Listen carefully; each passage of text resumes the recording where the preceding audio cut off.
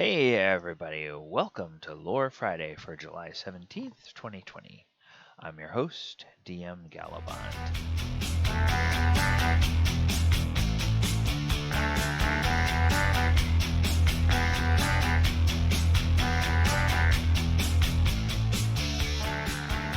Alright, today on Lore Friday we are going to be talking about the new management adventure.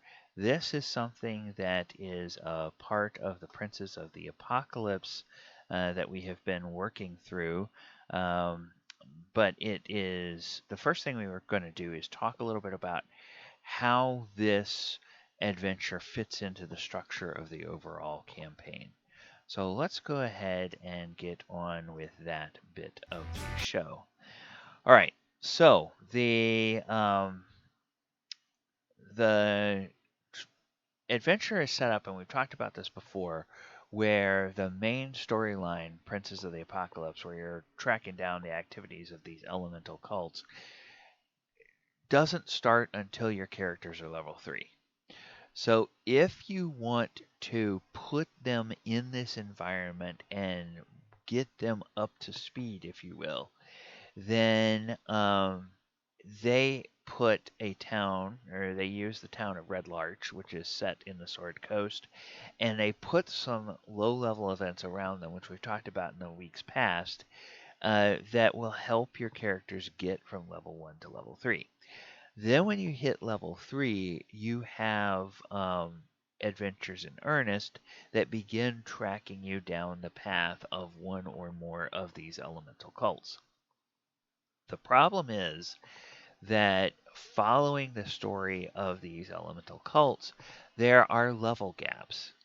And so you do some things, and then you actually don't have enough XP to rise to the next level that you need to be in order to continue the story.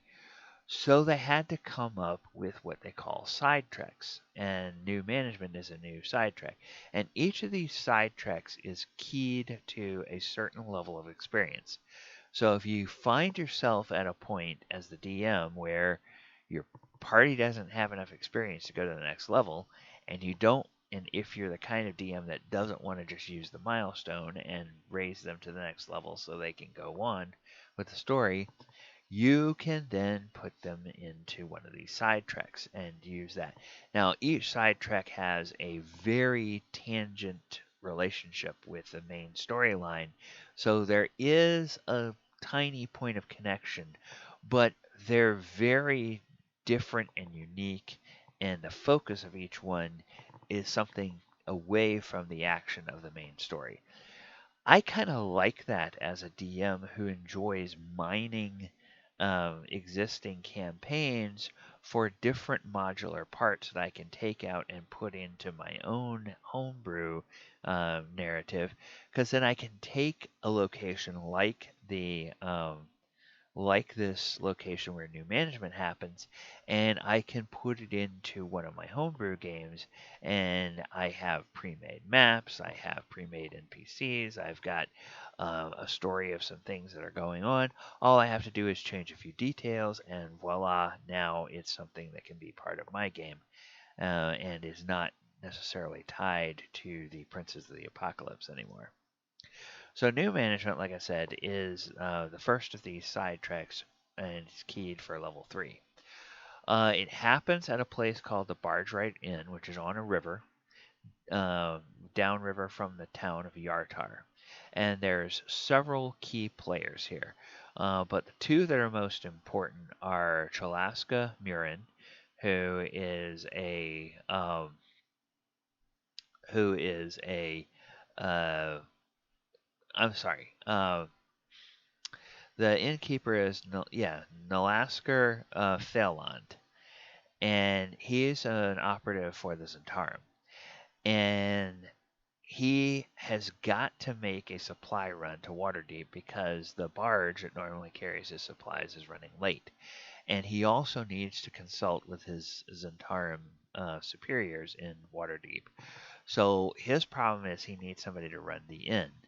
Now, there's another person there called Chalaska Murin whom the Lasker doesn't trust all that well. And so so they actually spy on each other, and that's part of the reason they don't trust each other. So Nalasker actually winds up turning to the party, especially if one of the party members is an operative within the Zentarum. And then there's yet another Zentarum operative that plays a role in this, and his name is Inglor Brathrin, who is a male dwarf spy. And Inglor serves as a handyman around the inn, but he's actually there to spy on what the other two are doing, and he basically is the protagonist in starting the action and everything that happens. So Nalasker turns to the PC, say, "Hey, I need somebody to run the inn for 10 days. You know, no big deal. Here's what you do, blah, blah, blah, blah, blah. The main thing is keep these keys safe because the keys lock the outer doors and inner doors and all this kind of stuff and whatnot. And here they are. Just make sure that nothing happens to these keys." Well, as soon as he turns and walks out the door, 6 of the keys get stolen. And the person who has stolen them is actually the handyman, this Inglor Brethren, and he's stolen them actually to try to make Nathrin look bad, or Nalasker look bad. All right. So they they're the keys are black, thick-barreled, and as long as a human's hand, with a distinctive red teardrop painted on their handle ends. And they um, they unlock some strategic areas within the inn.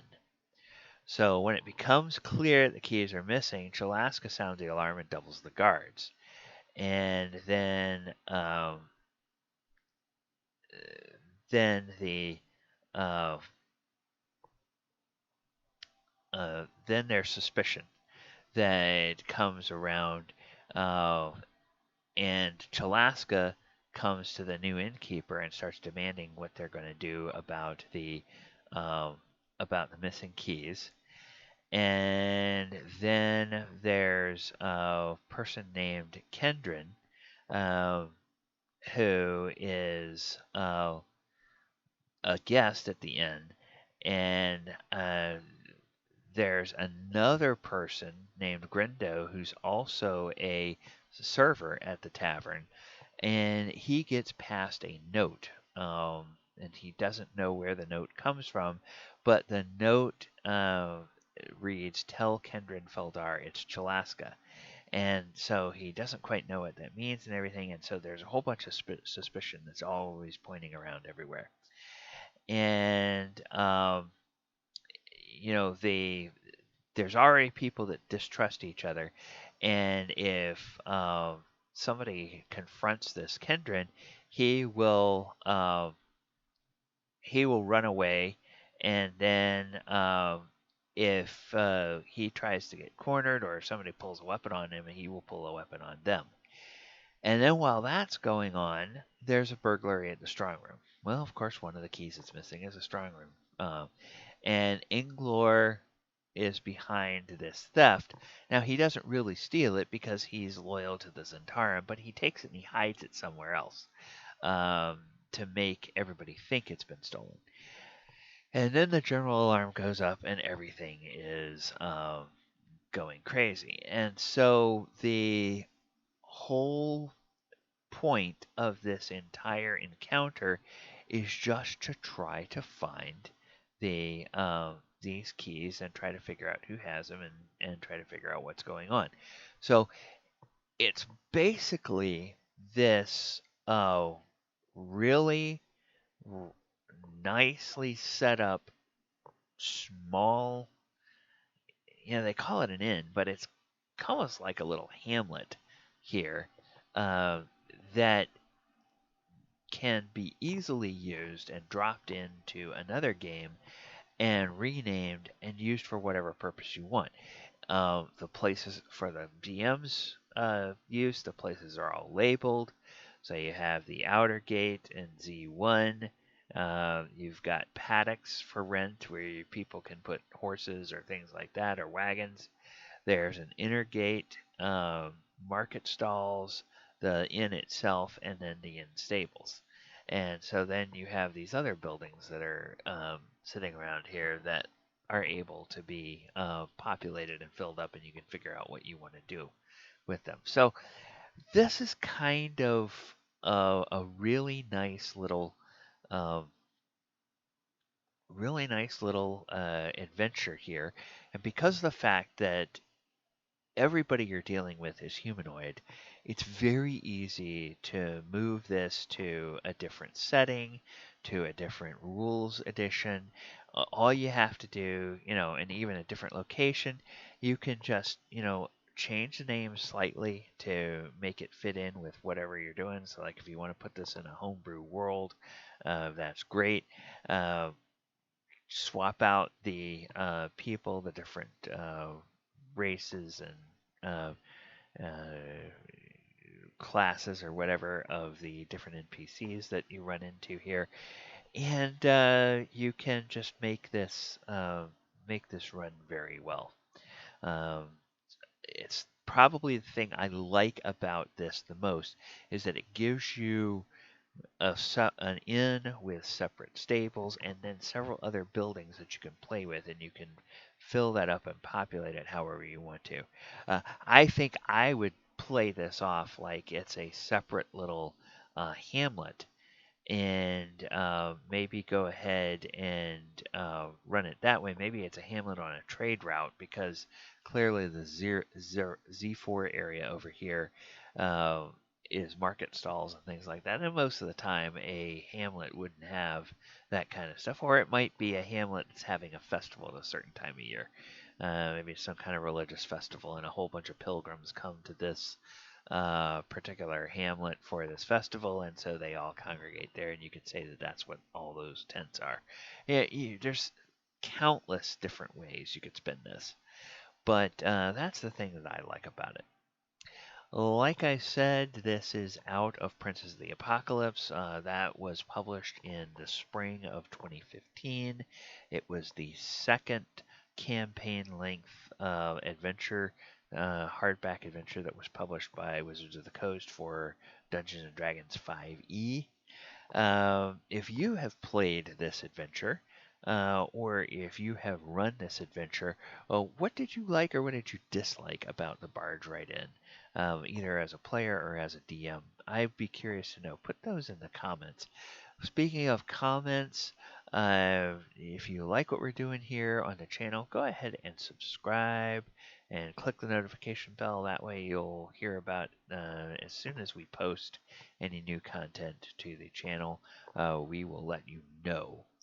Um, and then in the description of the video, you'll find out how you can follow me on all of my social media platforms and everything. All right, I have been DM Galabond. This has been Lore Friday. Today we have talked about the Barge Ride In. I hope that everybody has enjoyed this, and we hope that we will see you back next week for more Lore Friday. And in between now and then, please check out some of our other videos in the archives of some of our live streams that we do every week. All right, take care, everybody. Hope y'all are doing well, and we will see you next time. Good night, everybody.